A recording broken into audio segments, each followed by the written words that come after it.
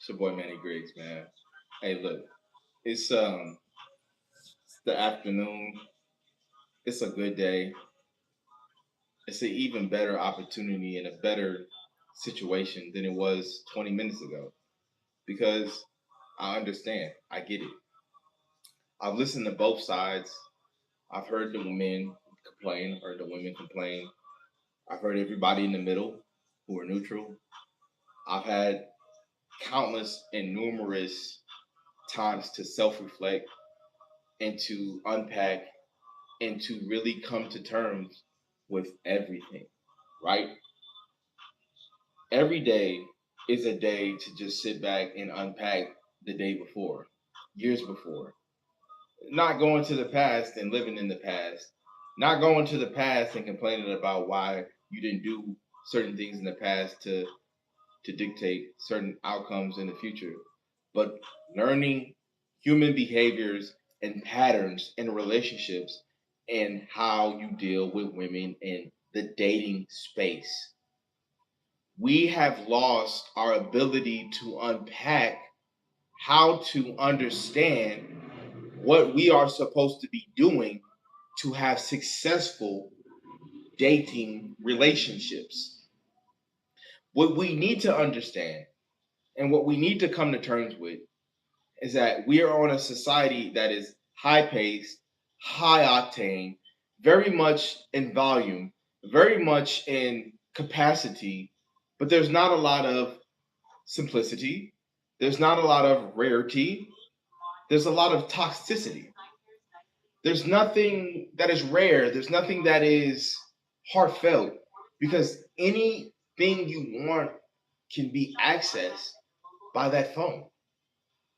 Women now and men too have the ability to swipe profiles, picking out the best ones, and dating based upon a pretty face or common interest.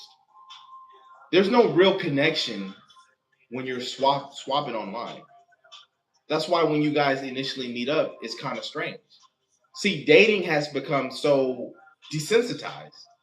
We don't care about the true essence and the true power behind dating and the attention that dating puts you in. When you're dating women, the goal for a man dating a woman is simple. It's very simple. You know what you want to know what that is? Is to just be yourself. You do not allow a woman to convey her emotional state and solitude on your masculinity. It's like a shield, it's like a cocoon. You cannot come into a facility as a player and dictate to the fucking coach what type of plays are going to get ran. How are you going to go to a facility and tell Bill Belichick, hey, Bill, we running these plays because this is what I was running in Miami. He's going to look at you like you crazy. This is New England. We got our own plays. We got our own plays. Here you go, baby. Hey, look, I'm very simple and I keep it simple and I use the football references because I want y'all to understand that the coach is the man and the player is the woman. And I'm running the plays. I'm telling you where to meet me. I'm telling you to pull up on me. I'm telling you I'm finna come get you. You can't tell me that. You probably don't have transportation. If I'm telling you be ready at 7, I'm finna come pick you up. You better be outside at 6:58. Because if you're not outside when I told you to be outside, you're wasting my time. And I'm going to find another player who values time. See, I was looking at this all wrong when I was in the military because I was trying to chase what I was seeing a good man do for women that they wanted to be with. But a good man, a good successful man, a good man who knows who he is at all given points of his life does not chase the validation of a player because the coach is the one that can give the player the necessary environment to win. The player without the coach is like a player with no home, a player with no real understanding of what the player even possesses within the own stability frame of a player to be the best player. I have to be the coach. You must be.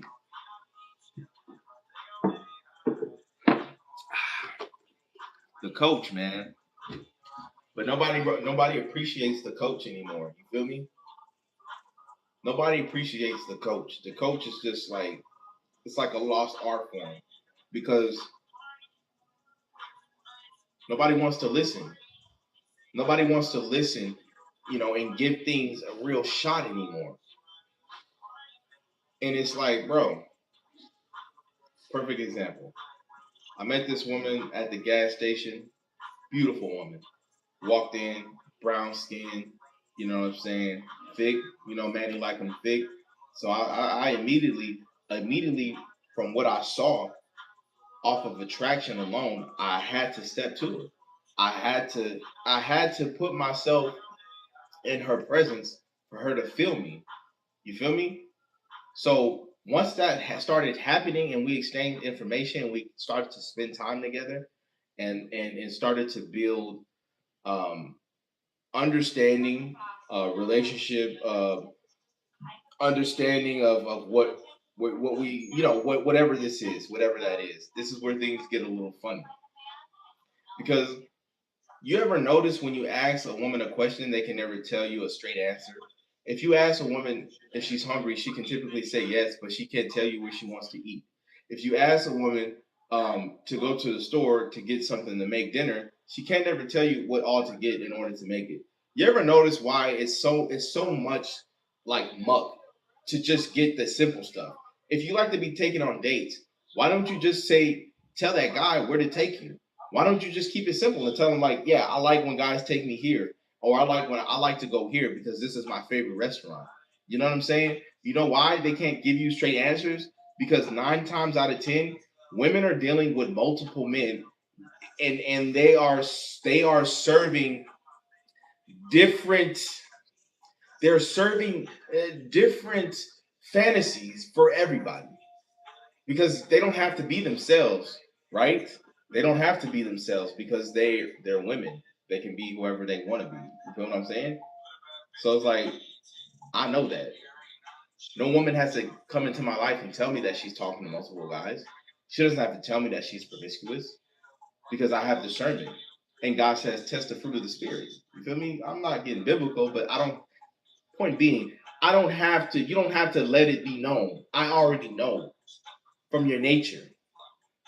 So when I find women trying to manipulate, gaslight, and use my content and call me a misogynist and all these things and all these names and all these think pieces and put all these perspectives on me, I find it to be pretty funny because I've never said not one thing about you and how you move, but how you move is speaking more than you and me put together because you can't tell me for the sake of mankind why is it you do what is you doeth.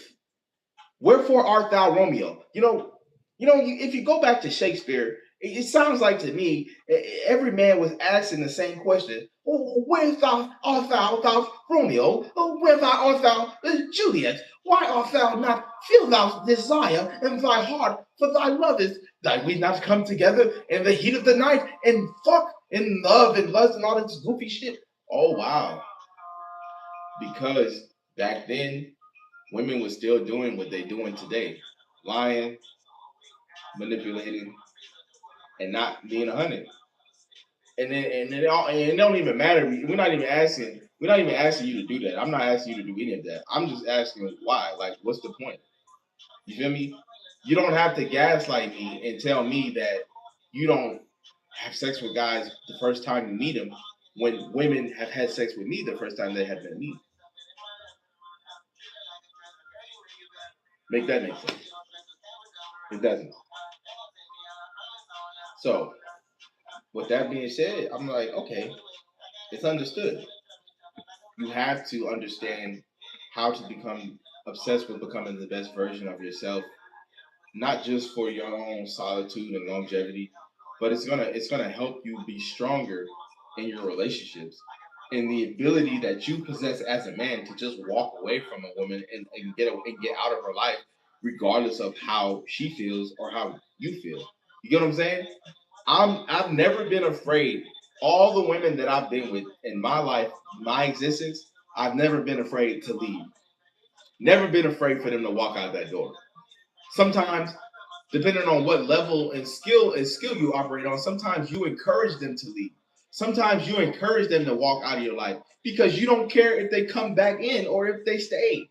Because either way, whether they're in your life or not, your life is still yours to claim, and you call the stakes because you're the top G. So top G is happy to have you as a player on the team, but if you don't want to be the player that the coach needs you to be on the team, then you're not going to be on the team.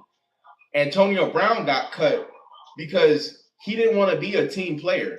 I don't care how good you are. I don't care how packed your stats are as an individual player coming from high school, going to college, and going pro. You have a system you need to buy into because you are a player, and that is as simple as I can put it. It's just that simple.